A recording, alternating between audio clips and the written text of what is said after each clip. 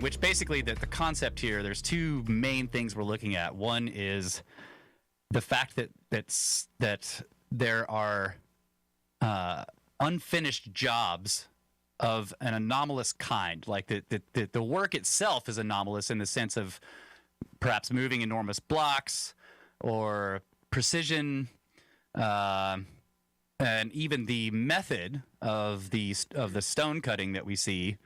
And then the other thing, of course, is the tool marks in particular that are also associated with a lot of these unfinished sites. So the presentation itself kind of goes through those two things, but the main thrust here is that at some point, it looks like all over the world, people were doing, they were engaged in almost unbelievably enormous construction projects using megalithic stones and a method of moving and cutting those stones that is not really clear exactly how they were doing it. And then in the middle of the job, they put their tools down and seem to just never come back because a lot of the jobs are unfinished. A lot of them seem to be in the final stages, but it's just not complete. Well, they have excavated some of the corners of multiple pyramids, and in the past, the corners had been excavated by Petrie and others. So they'll dig down through the rubble and through the sand and find the actual bedrock and that actual corner block that is socketed into the bedrock. So if there's no more construction any further down than that, it would be tunneling. Yeah. But they're straight up socketed. And you can see a few of them. There's one at the bent pyramid. I don't know if this one has a cleared corner, but it's really interesting. Even, the casing stones are missing. And the core blocks are gone. Yeah, so you're far away from the pyramid because there would have been a lot more stones out of the wall, and you can see the corner where they cut into the bedrock to make this corner where that corner block would have sat. Yeah, so it kind of sockets the entire structure onto the bedrock. You know what I mean? There's either an indent or an extrusion, so the pyramid sits down on it like it's socketed in. It's really interesting.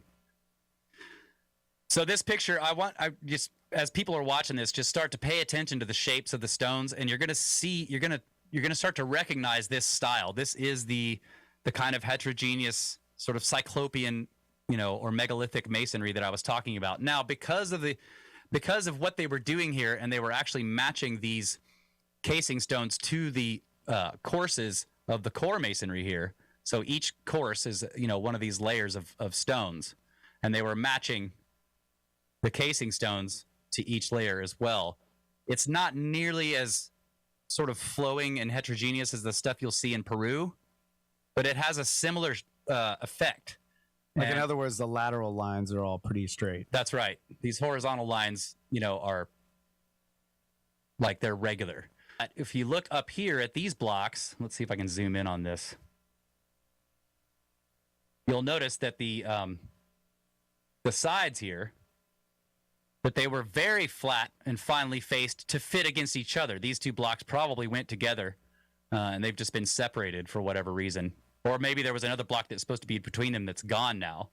But the point is that the sides are very flat. Or if they're not flat, they're tuned perfectly to fit against the blocks that they were supposed to sit against, as opposed to these front faces, which are very rough. That's perfectly flat. The lines are perfectly flat, too. Yeah. So the bottoms and the tops are perfectly flat.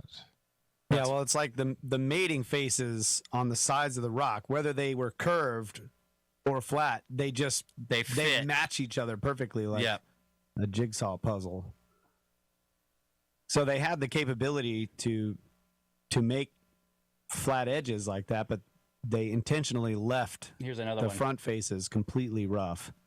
So this is the main part we want to look at here, and this is around the entrance. So again, this is the doorway, and this is like a modern wooden walkway that goes down into the entrance of the pyramid. But there's this interesting square flattened part of the casing stones where whoever was doing this came along, and for whatever reason they decided that they needed the area around the door to be flat, not all puffy and pillowy like the rest of the blocks are. So they just had some machine, I guess. It seems like a machine to me because you can kind of see this radius, and it actually goes all the way down to the ground here. So it goes out of the picture. But there's this radius at the edge of the square part where, like, and again, it's hard to see the scale here, but they were removing 12, sometimes 14 inches of stone. And again, keep in mind, this is very hard granite, right? So this is not easy to work. And somebody just came along and, like, it looks like a giant belt sander just flattened this, but it's got this, you know, this is where the edge of the belt sander was. That's the other thing I want to point out. I love this. Just look at this. Anybody who's a mason or has done any kind of construction will appreciate what this little joint here means. The fact that this block right here sits deeper into the one below it than this one does. Yeah. And so again, you see a different style of making, and these are kind of, I think these are like diorite. I'm not sure, but it's a form of granite, very hard. It's got a lot of quartz crystal in it. The silica inclusions. These, you can see these. All this white material is like a quartz stuff. So this is a type of granite again, and it's got this interesting facing style where they did flatten the middle of the block face, but they left the outside edges rough. And again, when you're thinking about this. This is a known style type. I've seen this in other places where that's been done. Like this, there's blocks like this at Baalbek, which is very interesting. You know, this is a kind of masonry style where the block is rough, but they flatten a square or a rectangle out of the front face, but leave the outer edges not flat. Bam. Look how flat that is with the rest of the floor. See it? Yeah, that's crazy. You should have pushed it over. So here I'm just showing the precision of the joints. This is actually a three-way joint here. This is a horizontal join between these two blocks, and then there's a vertical one here. And it's so finely done that you can barely see it. And of course, the granite itself is heavily eroded, which implies great age. Like, how long does it take for granite like this to decompose like that? Because it used to be flat and smooth. It was probably shiny. They probably polished it. I mean, if indications of other places in Egypt where they did work like this is that this surface was probably incredibly smooth to a glass finish. Well, there's a granite pyramidion. And again, somebody was stealing the corners off of these upper blocks, quarrying them off there. But just look at that. Look how amazing that is. It's hard to convey this with pictures. When we go in November, you guys are going to see when you're walking around in this thing. When you first walk into this temple and you see that first giant single granite block column in front of you, it's so absolutely enormous. It's hard to understand why somebody would try to do it this way. Notice how the blocks here are. They kind of got a regular horizontal line, but they're irregular otherwise. And then they're also kind of pillowy. And then you see lots of vertical scooping marks. The time of day here, we were able to see this with the shadows. See the way it's like scooped or scraped or something. These blocks have a lot of vertical tool marks on them.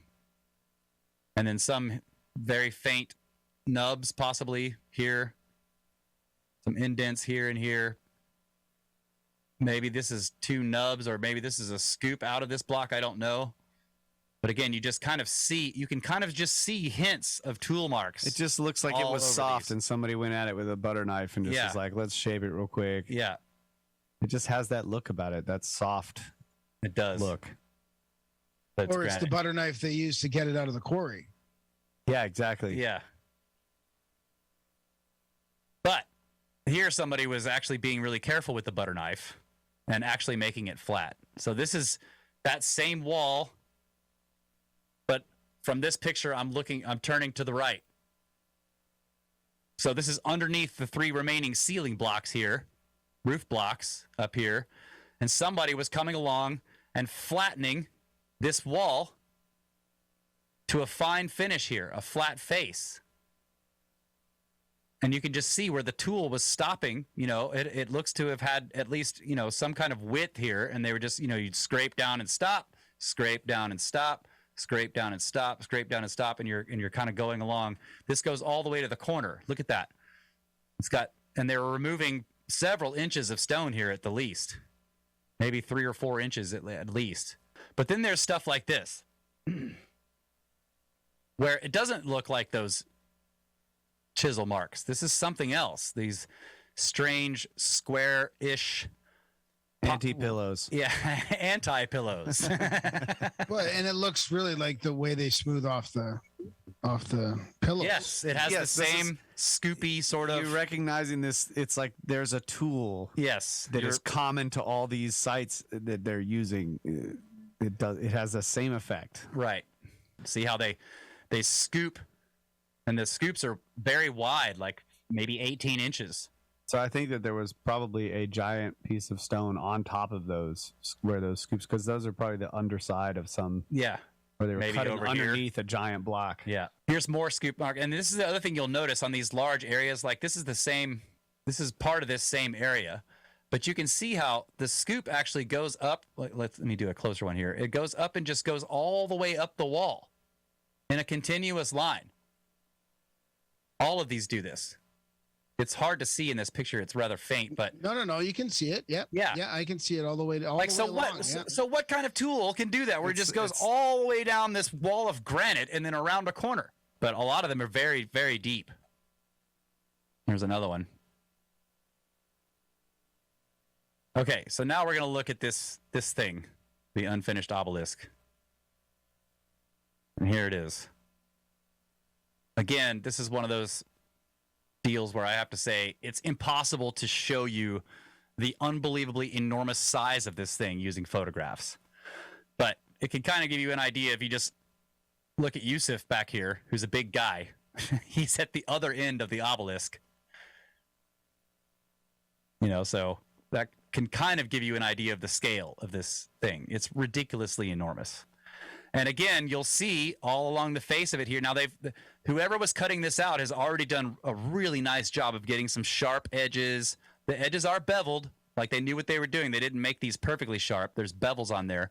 But you can see these same sort of grid mark of scoops all around it and all out here where they were sort of excavating the rock around it. Yeah, and you can't see them very well in this photo, but they completely cover the entire surface. Yeah. And then Johnson cracked the corner. And it's like, give it up. God dang That's it. it. It's over. It's done. Go home. You're out of here. So you can see how the scoops do it, and they go down this wall, and they go across the bottom of the trench here, and actually underneath. This would be the block, or the thing that they were trying to get, the work. It goes underneath it, and then around the underside of the block, and then back up the side of the block face. So again, you can see how these lines are continuing. What kind of stone is that there? It's all granite. This is all in this granite quarry at a swamp. Oh yeah, right. It's still that quarry. Yeah. Yeah. This is the same granite we've been looking at on Giza. Yeah. And again, just another huge, massive block left there, right? Right. Again, just unfinished. Yeah. So look at this. The scoops go around they go down across the bottom of the trench and around and up underneath the block and then up. Look at this. Look at that. So how would you even do this? So again, you can see you follow the line down. It goes across the bottom of the trench, up underneath the work, and then around the top, and then up the side of the block. Again, they're going for this clean, sharp-lined prism shape for the lid, and then sharp-lined, box for the bottom part. But they were also scooping material out of the lid after they got this prism shape, and then they would just. After they scooped this stuff out, they polished the whole thing to a mirror shine. Even these scoops are polished. Has the same polish in them as the rest of the box. There's the backside of that unfinished lid. It's got a scoop already taken out of it, and so they would have polished this to a mirror sheen like those other ones. Here's just one of the tunnels. So again, people have said, well, like when you're talking about how difficult it would be to move these boxes into these narrow tunnels, people are like, well, you put the box in before you cover it over. Well, no, they cut this directly out of the bedrock. So there is no covering it over after you put the boxes in. These tunnels were cut directly out of the bedrock of this area, and then you'd have to bring the boxes into the entrance and then drag them down these tunnels somehow. Like this. There's not a whole lot of room. as you can see. For 1,000 guys with ropes. So, the standard model story of like, well, you can move these giant blocks as long as you've got 1,000 dudes with ropes. Well, you can't get 1,000 dudes with ropes into this tunnel around this box. And then they have to go around corners, and then they have to bring them out over the alcoves, which are set down in the floor, and then set the box down on the floor. Right. You can't even get the lid on the box in these tunnels. Yeah. That's why the lid's not on there. Like the lid won't fit up there. I got to bring them in separate. Just some other places around the world, unfinished work that look similar. This is in Peru. This is Ollantaytambo. This is the temple. They call it the Temple of the Sun. Again, you notice the vertical scraping or scooping. The windows or doors or portals or whatever they are have this interesting taper. Beautiful taper. They've got this taper that's very, it's interesting. The other option There's nubs all around this portal, and the blocks are much larger around it. Yeah. The other option is that these nubs are used as a tool, but they're also aesthetic in some places because that just looks cool. Here's another. Ben sent me these images. Again, we're looking at this is just an outcrop of bedrock, so it's like not even clear what this was supposed to be. Like, was this even part of a construction, or was it a quarry? But again, you've got these long regular scoops taken out, sort of blocks, scoops cut out, and then there's a set of them over here. Now we're at Easter Island, unfinished, moai in the mountain, being in the process of being cut out. Wow. And never finished, like the obelisk. Also, and what's really interesting is they had already been making it into a statue, right? It's already got the face it's on all it. It's all part of the excavation. They start making it already. They probably don't finish it, maybe, but they have it close, right? I mean, that's crazy. Look at him. Yeah, he's huge. Wow. That's awesome. Look at to the left. They just cut them out of that. Like they just cut them out of the angle of the mountain there. Yeah. Yep. Yep. It's tilted again. This one's really clear. Like you see the scooping. There's kind of indications that maybe that same kind of tool was being used here. And again, it's already got the face. And here's another one. Already has the face on it. Look at the notch taken out above the nose there. Yeah. Like the tool needed that width. Needed this working space to go over the nose. Now they've dug out around it and found that there's two more giant ones beneath it. It was sitting on top of them. So they're cutting them out of the quarry and stacking them up. But yeah, one of those moai in the quarry, you're right, Graham. One of those moai in the quarry. The heaviest one is 86 tons. 86 tons. The moai, one of those moai in the quarry would have been the biggest moai ever if it had been fully excavated. Just like the obelisk, just like these blocks, just like a lot of the stuff I'm showing you. There's places in the quarry where it's just like the largest one of these things ever, like obelisk or moai or, trilithon block. And we're going to look at some stuff in China here at the end. But again, you can just see this one was in the process of being transported, and it's just dropped in the mountains. These guys were told, like, making me some emperor's like, I want an enormous monument. Go cut me an enormous monument out of the quarry. And they start cutting these things, and then eventually they figure out, after doing all this work, that it's way too big to move, so they make a smaller one that's like 20 feet tall.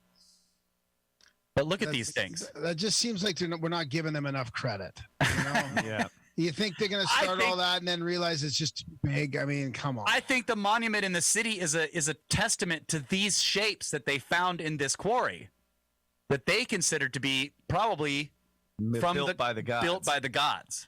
They've carved these go all the way through this thing, and yes, there's nubs on it, right? But it's still attached to the mountain.